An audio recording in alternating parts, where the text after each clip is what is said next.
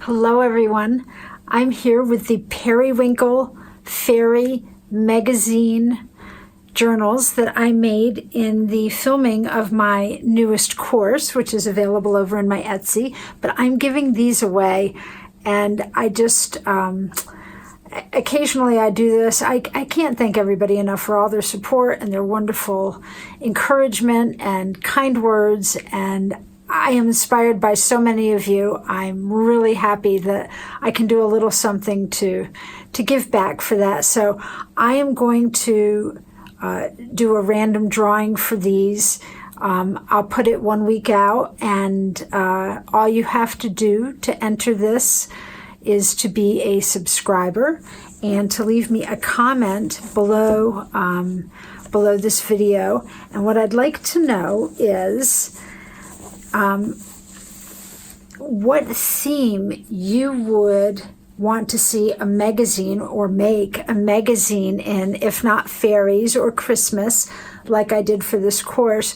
What are your ideas for a good idea to create this type of thing? And I'd love to hear your ideas. You feel free to just say hello if you don't want to come up with an idea, but I'd really love to hear some feedback on what you guys think would be a good idea for these. So inside the cover of the big zine, I have stitched down the muslin here in periwinkle thread. And these are largely naked books. There's not embellishing throughout, but I wanted to make the dashboard, the first page and inside cover, be inviting when you opened it up. There's a little pocket here and a lace pocket there and a pocket here. This is the Periwinkle flower girl from the Sweet Flowers Digi, and this is also a tuck spot. Oh, there is a card in there.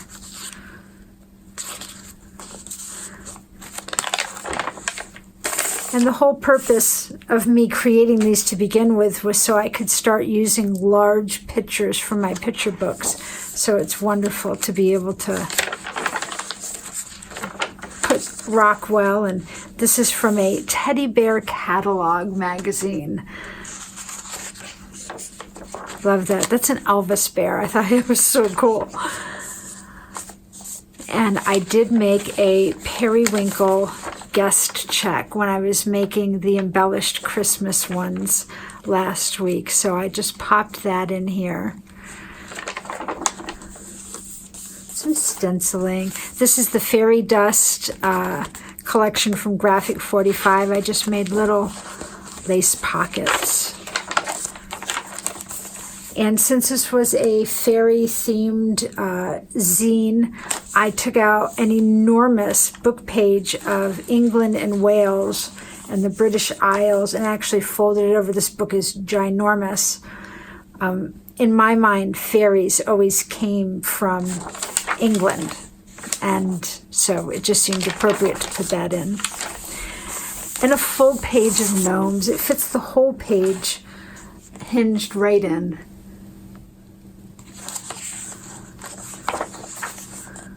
It's so nice to fit a whole page of the gnomes in. The bunny watching them play.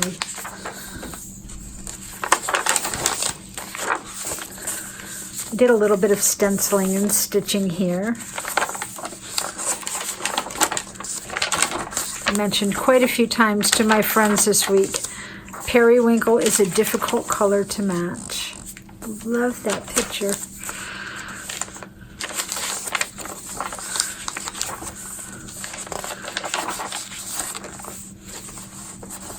Pockets, some mushroom stenciling, more teddy bear pages. I put the Gone with the Wind Scarlett O'Hara teddy bear on that page.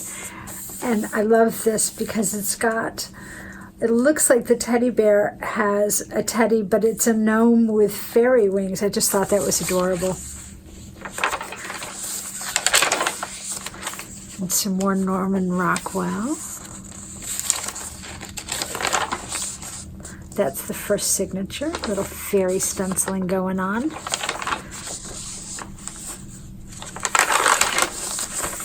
This came out of a craft book that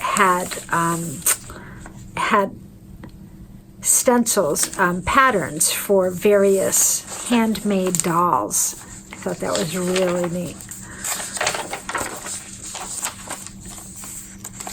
And another fabulous Rockwell sketch.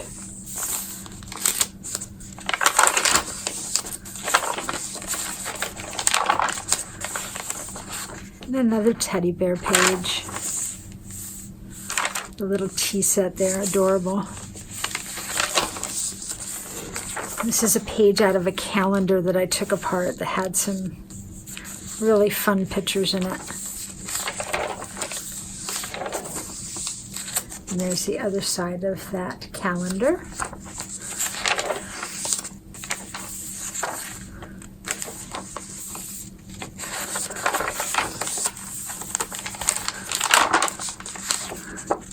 And another Rockwell.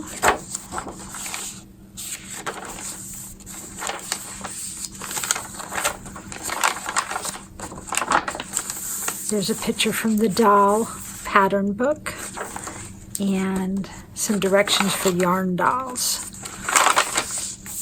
Another great picture from Fairy Dust. And a naked back cover with a fabulous crocheted lace pocket. So that is the big Periwinkle, and I left the strings hanging for effect. They can absolutely be trimmed, and I also left the sari silk extra long, and that could easily be trimmed and used for so many little snippets of things to go in this if anyone wanted. And here is the smaller fairy journal. These are, I believe those are blackberry blossoms. I think that's what they were supposed to be. But she's so festive. And let me just get you zoomed in a bit here. There we go. So it's very similar inside. Little lace pocket on the front, little tuck spot here. I left the tails on for effect, and fairy stenciling and stitching down the muslin.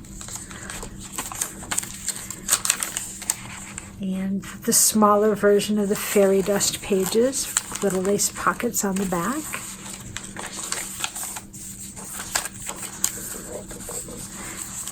What I did was I took the word that I wanted to highlight and I just sewed around it rather than stencil or circle it or hope that whoever gets this finds it on the page. I just thought that that would make it jump out.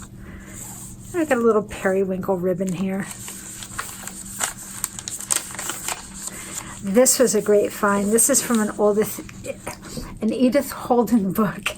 And I just happened to take out the page because I saw the flowers and didn't even realize till I was cutting that it had the periwinkle label there. So that was perfect timing. And stenciling.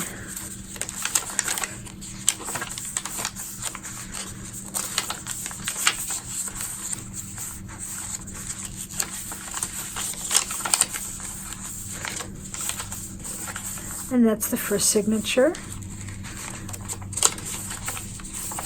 A couple fairy doors stenciled on throughout.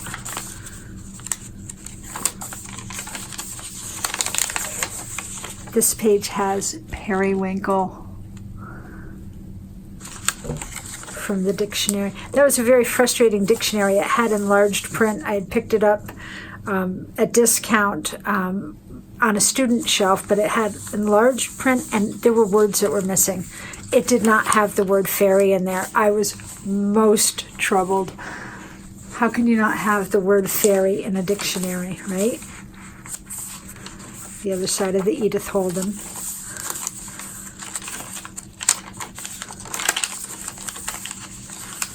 I understand if you can't fit all the words in, but to leave out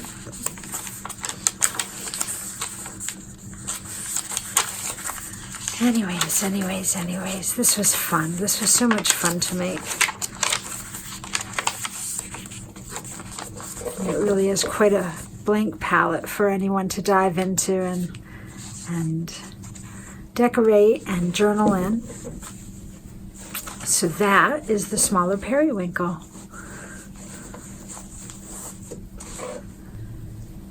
So leave me a comment and let me know what theme you think would be fun or clever to do. If you're interested in making journals, definitely check out my new course for these. It was so much fun, and they were easier and less complicated to make. I really enjoyed creating the course, and I love being able to have a venue to share it with everybody. We're lucky that we can do it this way, and I am most grateful for it. And I'm most grateful for you guys. I couldn't do anything that I do without you. So we will have the drawing for these about a week out from now, and I just can't thank you guys enough. Have a great day. Bye-bye.